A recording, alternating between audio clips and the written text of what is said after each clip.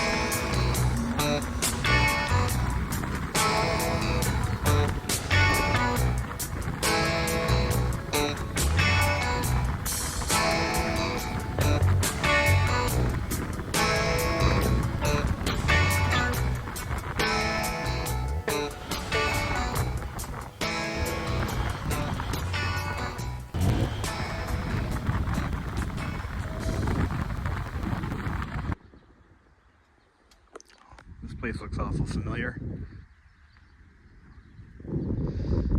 Anyway, I am vibrating. Every nerve in my body is vibrating. This is no Helix, but like I said earlier, it has earned my respect. It actually does. It does perform. No complaints about power output. You know, it handles all right in the curves. It does have a shorter wheelbase, so on the highway at higher speeds. Oh God, I hear thunder. I'm gonna get rained on when I get home. Because of its short wheelbase, it's not a great machine at higher speeds, and that's kind of an unfortunate reality. So I will not be taking this thing on the highway at all. The short windshield also hinders its abilities on the highways as well, because it doesn't really do its job. There are aftermarket windshields you can add to this thing, but I'm still not convinced that it's going to be I don't think Honda ever intended for this to be highway. Now, by highway, I mean speeds above, 55. When you're pushing 65 miles an hour, it's evident. It's a little squirrely, but it will do it. And as I said earlier, it will do 70. Absolutely. But you're pushing it. You're really wringing it dry at that speed. I don't think we're going to have any mechanical issues with this machine long term. There's always the possibility that water pump will need to be replaced again, but it's not dripping coolant or anything. So the book, which by the way, the service manual has been recalled. They are no longer producing it. I have a copy, and I suspect they're changing a few things. I don't know what. But I'm going to reach out to Helm Incorporated to see, what's the deal. Was it a misprint? What's going on with that? But literally, I am on every nerve, my hairs. The Helix did a better job of shielding you from the wind, and I think that's the difference. It really did a great job of that, but this does not do it. Overall, though, I have no complaints. I'm averaging 91 miles per gallon, a little over 91, maybe 92. And in reality, the last fill-up I did was 100 miles per gallon, and that was real world. So,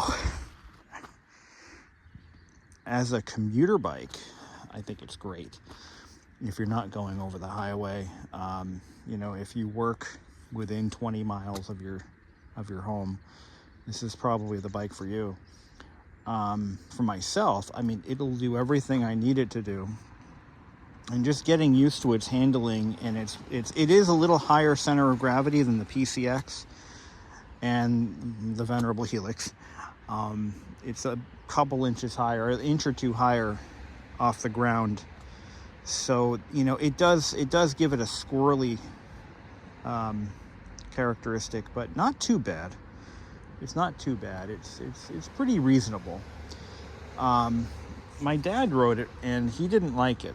He was honest with me. He said, this thing is too squirrely for me. I'm like, I don't think it's that bad, but okay. Again, I did put 30,000 miles on a Honda Helix, and nothing will compare to that. The Helix was a class above itself. But overall, I think we're doing okay. Oil consumption, I haven't really checked since I took off. But how's our water pump look? Looks good.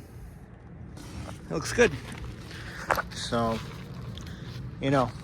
but as I was saying, I was starting a whole train of thought on the service manual. It gives you specifications that the system is supposed to hold pressure for a certain length of time, and if it does, it's good. And I believe it will do that. What was that noise? Somebody must be doing some blacksmithing out there. Anyway, so yeah, it's a good, well-mannered bike, and the price is a little on the high side for what it is, but Honda's doing what they can to rape the consumer, but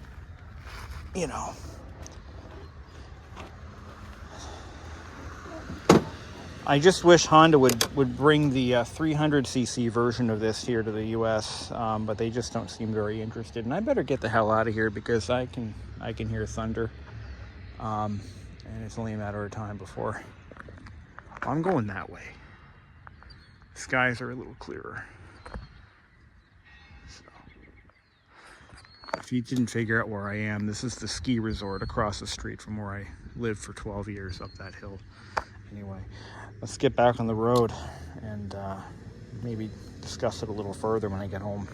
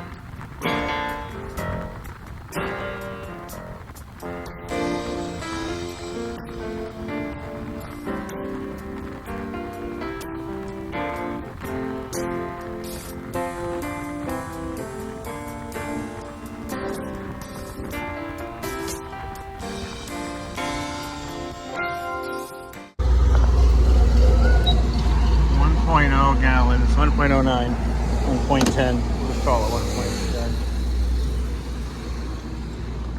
And got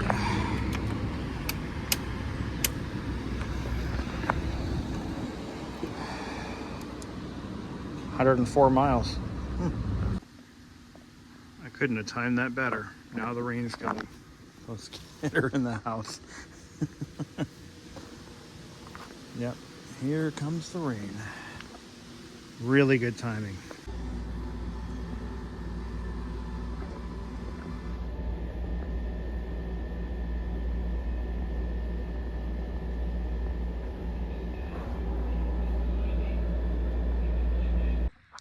So it's time to talk about what my thoughts are after putting 460 miles on the ADV160 here in the United States of America, where the Harley is king and you are nothing but a moped rider in the eyes of everybody else. It's unfortunately the stigma that anyone who chooses a scooter must face, at least here in the good old US of A. Now, I've been trying to be as adult about my thoughts and my opinions on this purchase and less emotional. A lot of folks will just write off this entire machine over one little problem. I'm not going to be that guy. I'm just going to come out of the gate saying this. That water pump is a problem. Full stop. Whether it's supposed to leak or not, it shouldn't leak. It is a problem, and it is still leaking. Take a quick look and we'll see how bad, but it is definitely leaking. All right. So you can see a trace of coolant right there. It's not wet or anything, so it's not dripping at this moment. Actually, a little sticky. So there is definitely a leak. And what's happening is it's drying up and leaving a trace or a trail of dye. And any mechanic is going to tell you that, yep, that's how you know the seal's bad or the pump is worn out. It's not leaking oil. I'll give it that. That would be a immediate discontinue riding it until it's fixed situation. It is dripping coolant, but it's not enough to really notice on the coolant level on the overflow bottle over here, or the reservoir. It's not a crazy amount of coolant, but it is losing coolant. that is a problem. And no motorcycle mechanic at the dealer is going to convince me otherwise. Not for what I paid. Now, if this was a Chinese bike assembled with fuck all quality, you know what? Okay, I have to add coolant to it. But this was not an inexpensive machine. Not here in the States. Over here, this is out the door. You're looking at around $5,500 to $6,000, depending on demand. And there is a demand for these. It's just not as strong as other models, like cruisers and other bigger bikes. But there are people looking for these. And that pump has been replaced twice. The first time it was replaced was before I even took delivery of it, after I dropped it off to get it fixed the first time. But the dealer had found that the second pump was cracked after they put it in, and it was gushing coolant. So they took that out, ordered another one, and put it in. So it's now going to be done again. I'm bringing it back, and I'm going to explain to the technician or the service advisor that I've been monitoring it. I'll wipe it off. I'll take it for a ride. Coolant shows up again. This time I'm not going to clean this off. I'm going to take this into work tomorrow. I'm going to ride it around all day as I'm bouncing around between buildings, and then I'm going to bring it to the dealer tomorrow morning or tomorrow afternoon, and my fiance will then pick me up and we'll do this whole dog and pony show again. But for what I paid for this bike, I expect better. Now, let's talk about some of the positives. This machine really does ride like it should. It rides like it looks like it does. I mean, I'd say it's a little firm. The suspension is a little bit firmer than what I'm used to. When you're going over bumps, you feel it. It doesn't have a lot of give.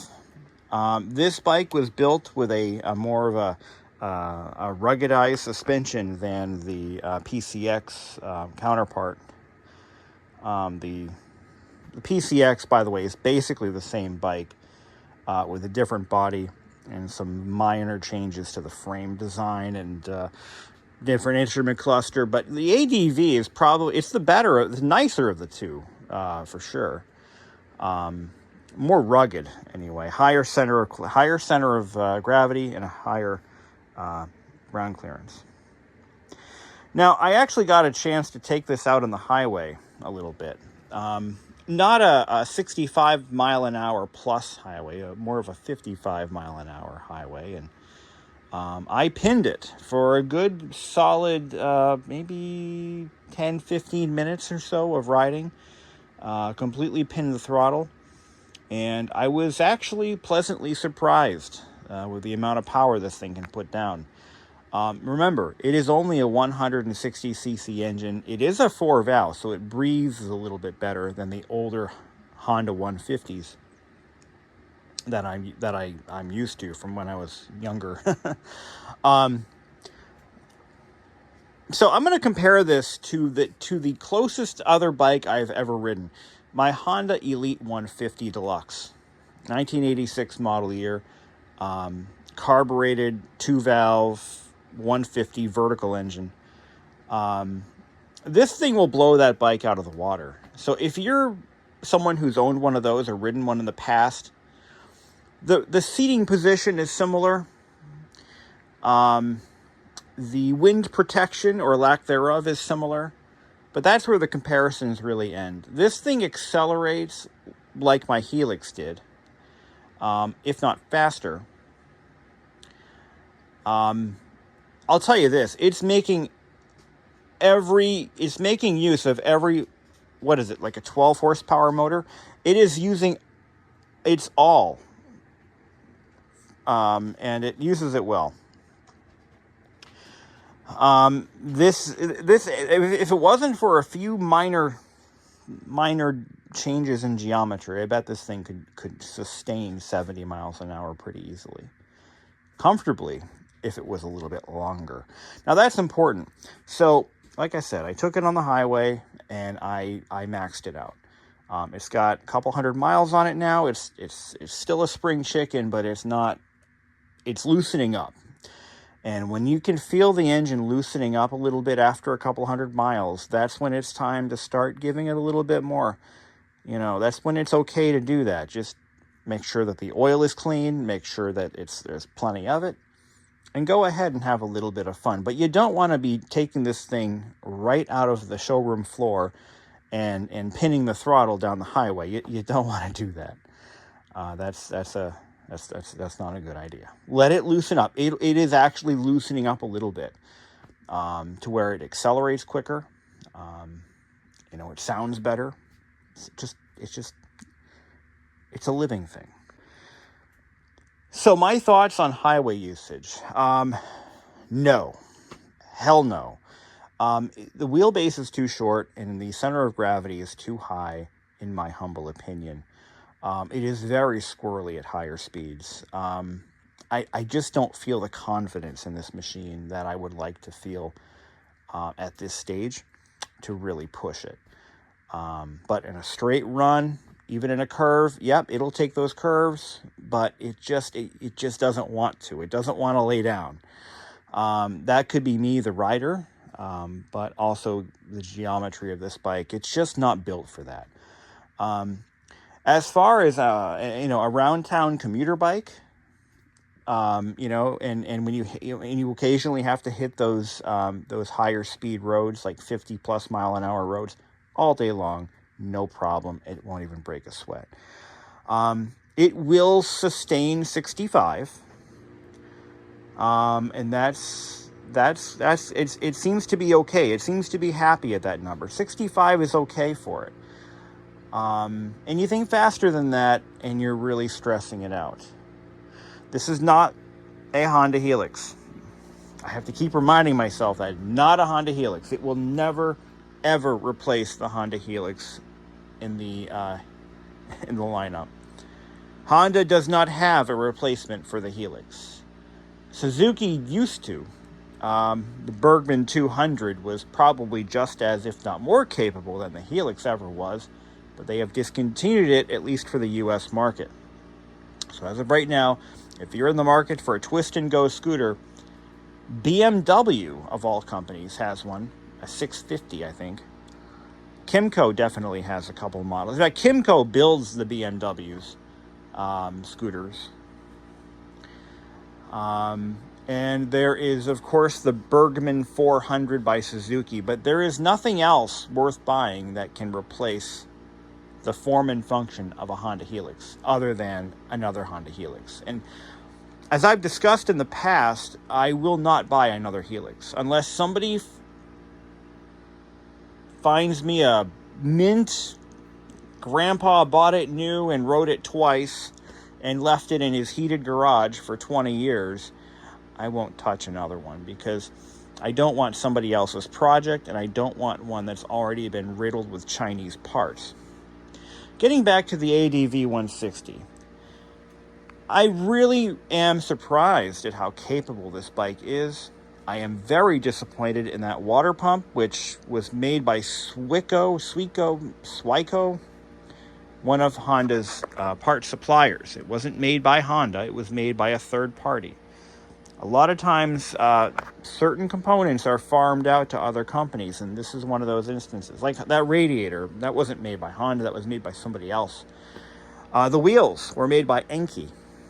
Honda made most of the bike. They packaged it, they designed it, but some of the parts are outsourced. The brakes, the front brake anyway, is Nissan all the way. Good quality manufacturer. The ECU, I actually found out who made the ECU, and I forgot who it was, but it was a company that wasn't as well known. It's not Bosch, but Keihin made the injector. So, like a car, it's a mixed bag of parts from other vendors that were customized for the end product. The lighting is actually made by Mitsuba, which is a departure from Stanley, who used to make Honda's lighting systems. The shocks were made by Showa. Water pump is made by Swico. and not very well from what I can tell. So the plan is this. We're going to bring it back to the dealer. I'm going to ride it into work tomorrow. I'm going to tour around, do my normal daily routine stuff on this bike, which I've already done twice comfortably. I really do love it as an around town commuter bike. It really does shine in that application.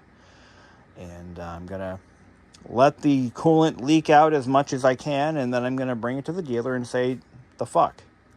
Now, a little interesting development. I have a service manual.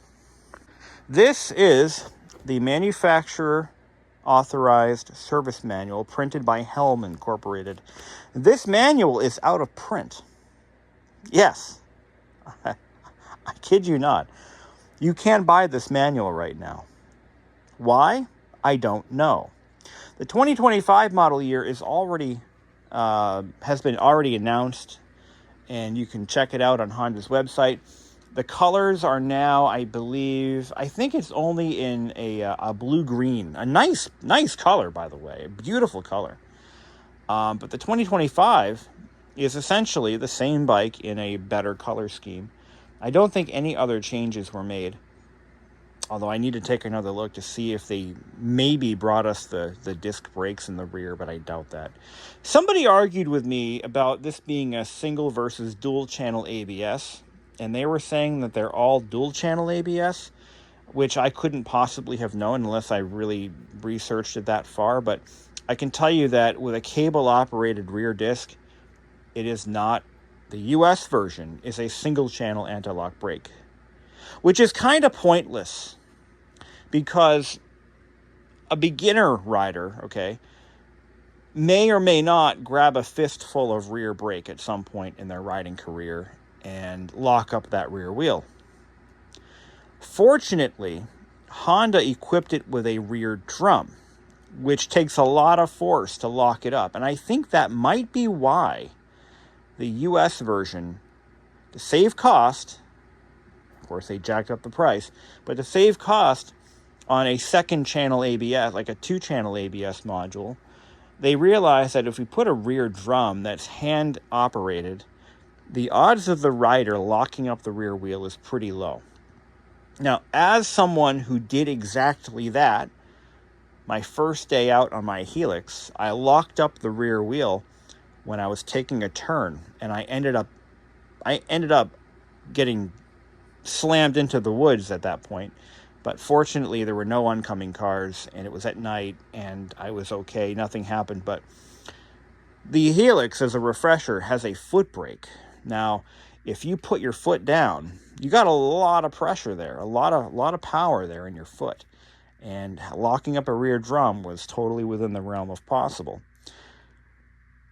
But if you grab that rear brake as hard as you can, it's going to take a lot to get that rear wheel to lock up. So why invest in an ABS system on a rear brake that doesn't have that much power in the first place?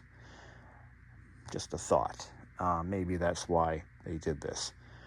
Anyway, that being said, the service manual is out of print as of this moment, and I believe they're either rewriting it for the 2024 and 25, or this is only speculation, but I've heard that in the Africa Twin service manual, there is an addendum in there that says some leakage or seepage of coolant from the water pump is normal. Did Honda get a rash of water pump warranty claims?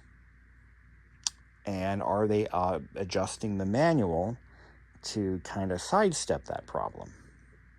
Because if in the service manual it says the pump will normally discharge coolant, there's not a warranty claim to be made now, is there?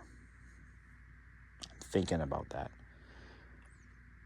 If the dealer comes to me and shows me a service bulletin that says some seepage is normal per Honda, I'm just going to have to accept that. And you know what? I actually legitimately would be okay with that. If that is normal.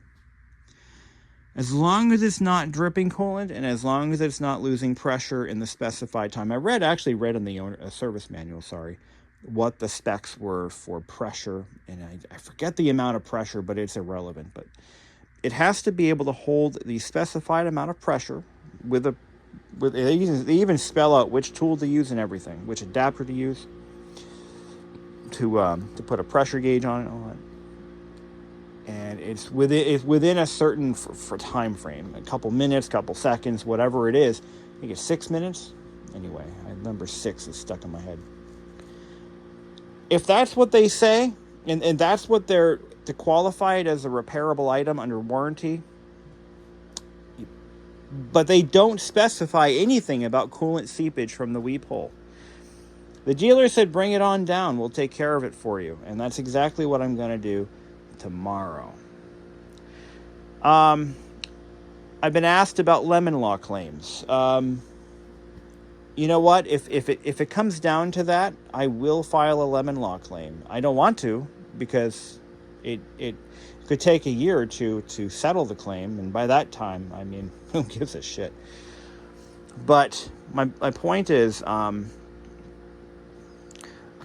going to be an adult about this. I'm not going to be all, like, grab my it's the old expression, grab your baseball and go home, and be all pissy and moany about, Hondas are junk now. I'm not going to be like that, because it's unfair. It's not fair to Honda.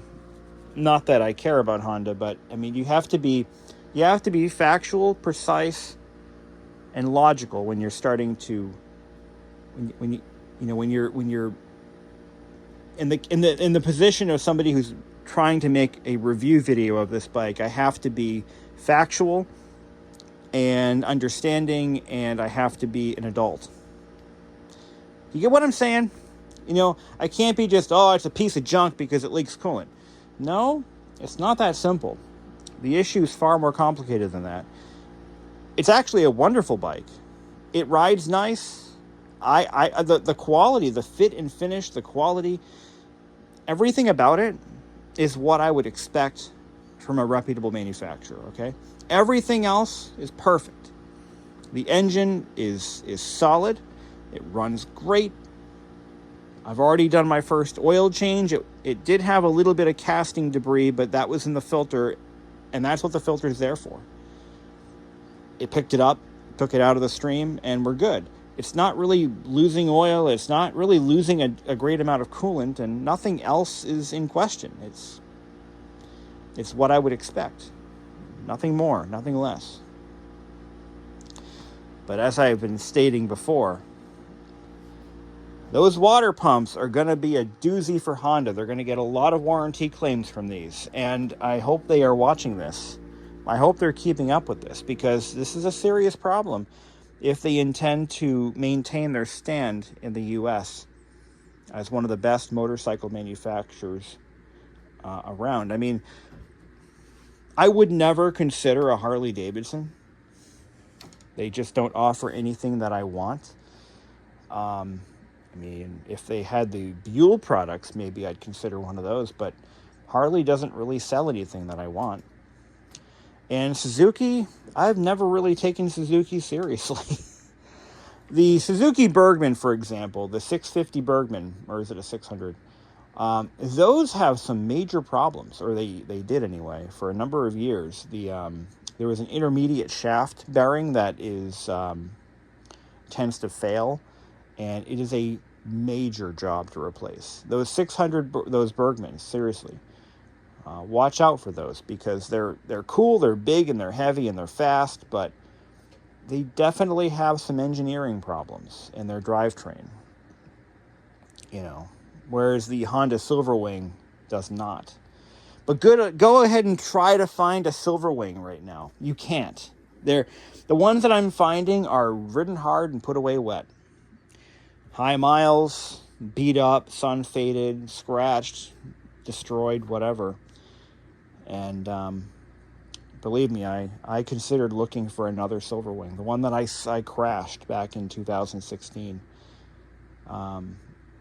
But just look at this thing. I mean, it just looks cool. It really does. It looks It's futuristic, but not too much. It's got some nice angles. I kind of like the matte color scheme.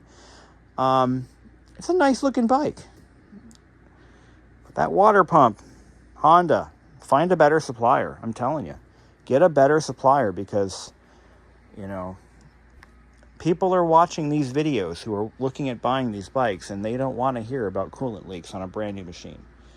And I happen to own one. And I don't want to see coolant leaks. But to the dealer she goes tomorrow afternoon, and we'll keep you guys posted as to the outcome. Thank you for watching.